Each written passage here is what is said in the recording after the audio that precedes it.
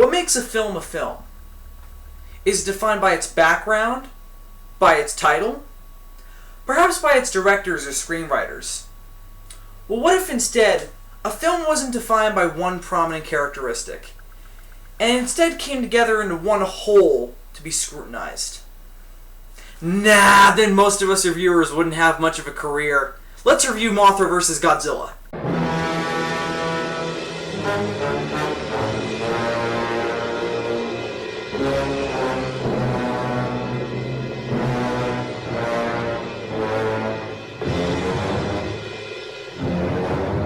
If you took a quick glance at the poster of this film, what would you make of its title? Well, if I were unfamiliar with the character and background of Godzilla, I might take one look at it and call it silly. I mean, it sounds formulaic, typical, and sort of ridiculous. Hell, even as a Godzilla fan, it sounds kinda silly. Previous to this film, we had Godzilla battle pop culture icon King Kong, a giant ape, who's feared and worshipped as a god in that film. Now we have Godzilla fighting a giant bug, who may also be worshipped as a god, but not out of fear. Just out of these two little cute fairies telling the islanders it's a good idea to worship Mothra, since what else are you going to worship? The red water you seem to pull out of nowhere later in the film? Again, it sounds really silly, doesn't it?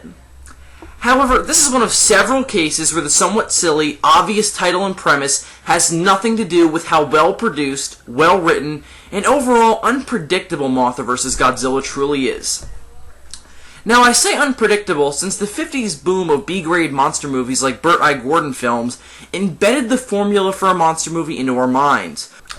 The monster is created due to some sort of scientific accident, the monster attacks several small towns, then attacks a larger city, then is finally confronted by the military equipped with some super weapon created by a handsome scientist, ending on a mostly positive note. If you want to see this formula put to screen, watch The Beast from 20,000 Fathoms. If you want to see something that isn't paper-thin and typical, you can either ask the curious Lo to point you in the direction of one of Disney's animated features, or you can watch Mothra vs. Godzilla. The film's story is so much more well-crafted, tighter, and well-balanced, for the most part, than most of America's 50 B-movies, first evident by opening, not with stock footage of an atomic test, but instead with the catalyst for all the main events of the film, not just the monster's origins. We open with some of the coolest credits in Godzilla film history, with everything fading over footage of a very convincing typhoon. Now, this typhoon serves three main purposes in the film's overarching story. One, it gives a good reason for both Godzilla and Mothra to appear in Japan at similar times. Now, we learn of both being affected by the typhoon in the same scene, though Godzilla's involvement is slightly more cryptic. Since that's a criticism I want to discuss, we'll talk about him after Mothra. The typhoon separates Mothra's egg from Infant Island, and due to the high winds, rain, and power of screenwriting, it washes up on shore near a small fishing village in Japan.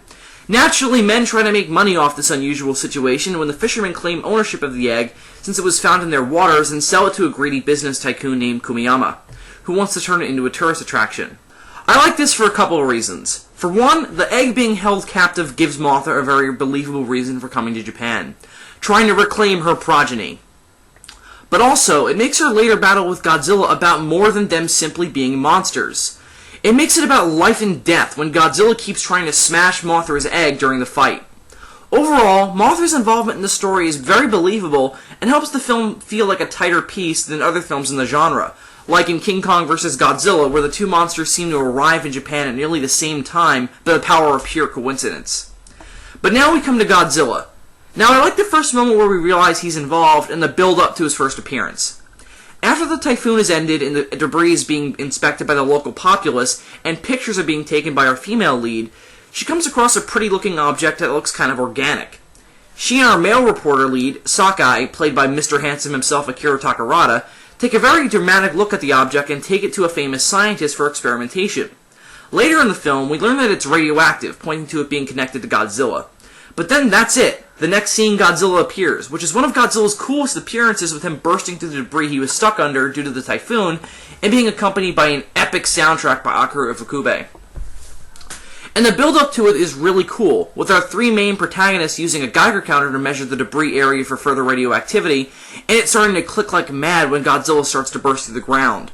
However, there's never any explanation for what the hell that radioactive object was. Now, I have my theories that it's one of Godzilla's scales, but being cryptic about things like that leaves for a glaring plot hole in an otherwise tight story. Also, if you didn't know anything about Godzilla's origin, which, by the way, a lot of people don't, then you might not even be able to connect the dots between Godzilla's appearance and the radiation. If you didn't know he was a dinosaur reborn and mutated by the H-bomb, then the plot hole starts to get bigger. But again, I like that Godzilla and Mothra were both brought together by the same incident and not by two unrelated ones. The second aspect of the film established early on by the typhoon is the film's main characters, who are some of the most likable in monster movie history. Our lead is Sakai, again played by Akira Takarada, who is introduced as a very cynical reporter trying to take down the big politicians and businessmen of the city. He's ultimately made to be a very likable protagonist and is truly unique as the lead in a monster movie because he isn't a scientist, but still ends up being the reason why the evil beast is defeated in the end. I really love how this is done, since again it breaks the genre's formula. Again, the general rule is that our lead is going to create some sort of super weapon that will take down the monster in the final scene. In this film, he uses his words to create a solution to the problem. Sakai, his assistant Yoka, and the scientist I mentioned earlier, Mirai, journey to Infant Island to plead with the island's natives for Mothra's assistance in defeating Godzilla, who is of course going on a rampage through Japan and none of the military's weapons are able to stop him. But damn do they try! After denying the request initially due to their people not returning Mothra's egg to the island, I'll discuss that in a second, and also for the nuclear tests that occurred on their island years previous, Yoka's tears for the innocent people who have already died at the wrath of Godzilla are starting to make a dent in the natives' stubborn hatred for the foreigners. That's when Sakai gives a speech that has stuck with me ever since I was a kid and saw this movie on VHS for the first time. He talks of brotherhood between all humans, about how each of us has a duty to do whatever we can for our brothers, and about how they are no better than the men who took the egg and the men who nuked their island if they simply let Godzilla destroy Japan. Out of sight, out of mind, right? Well, the reporter earns his reputation. The fairies inform the three that Mothra agrees to fight Godzilla. This is one of my favorite scenes in monster movie history, since it's so well written, so well delivered, and has such an optimistic view of the future which always grants fantastic closure for the audience in a film. However, this is about as far as the human characters can go in terms of the story, and the final act is for the most part focused on Godzilla fighting Mothra, Godzilla killing Mothra, Godzilla fighting the military, and Godzilla being defeated by Mothra's newly born larvae. Now don't get me wrong, it's fantastically entertaining. The production team displays some of their greatest work in suitimation yet with their new Godzilla suit and dynamic battle between Godzilla and Mothra. However, the human characters seem to have been forgotten and are overshadowed by all these incredible special effects scenes, which leads to a film that seems to be clearly divided into the half about the human characters and the half about the monster characters. This leads to a feeling of non-cohesion, that while both halves are excellent, their tones don't quite meld into one overall piece. This makes for a sort of typical ending where the human characters just seem to watch the monsters do stuff, and again, this makes them feel more distant than they were in the first two acts, which is a problem when looking at the film in retrospect. The third and final main story aspect is of course the human villains, who are, like Sakai, Yoka, and Mirai, unfortunately thrown to the side once the monsters begin to take center stage in the third act. However, they're more literally taken out of the film, but I'll get to that in a sec. Mothra vs. Godzilla kind of aligns with the genre on the villains, unfortunately, with greedy businessmen who exploit one of the monsters, and eventually have their greed paid back with death. Godzilla kills the man behind the money, named Terahata, by smashing into the hotel where he's living and hoarding all his cash. But don't get me wrong, Terahata and Kumiyama are really fun and get some great lines, like when Kumiyama is discussing his purchase of the egg and says, "All who want to witness the incubation are welcome, but there'll be a slight fee."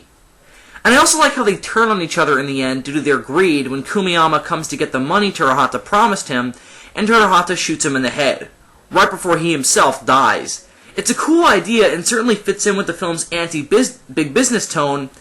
However, again, they just seem to die at the right time when the film needs Godzilla and Mothra to take center stage, and that's certainly a problem.